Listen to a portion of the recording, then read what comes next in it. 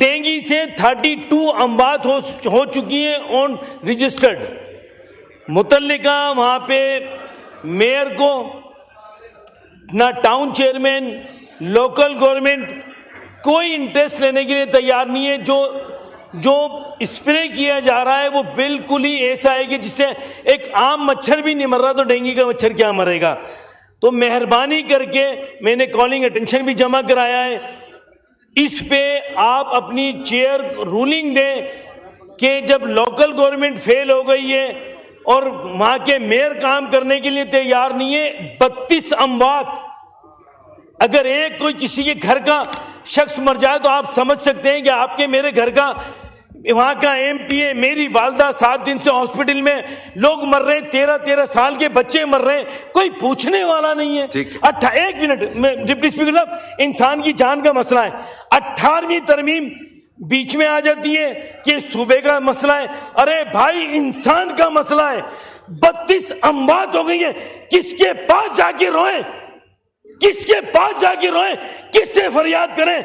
आज भी बटवाजी के जो यहाँ रहनुमा मौजूद है, मैं उनसे हाथ जोड़ के आसिफ अली जरदारी साहब से हाथ जोड़ के इल्तिमास करता हूं कि खुदारा हैदराबाद पे करम करें, वहां पे लोग मर रहे हैं। ये इंसान की सियासत से हटके, खुदा की कसम ला इलाहा इल्लल्लाह मोहम्मद रसूलुल्लाह, सियासत से हटके इंसान मर रहे हैं, कोई पूछने वाला नहीं है, किससे फरियाद करें।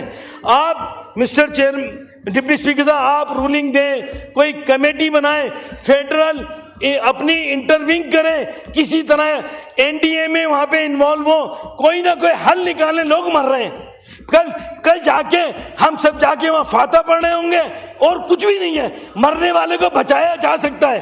अगर आप सिंध गवर्नमेंट सीरियस हो, ऐसे करप्ट कोई भी हो, वो एमक्यूएम में हो, पीपल्स पार्टी में हो, पीटीआई में हो, नून लीग में, जो भी करप्शन कर रहा है उसको निकाल के बाहर करें और सद्देबाब करें, इंसान की जान बचाएं।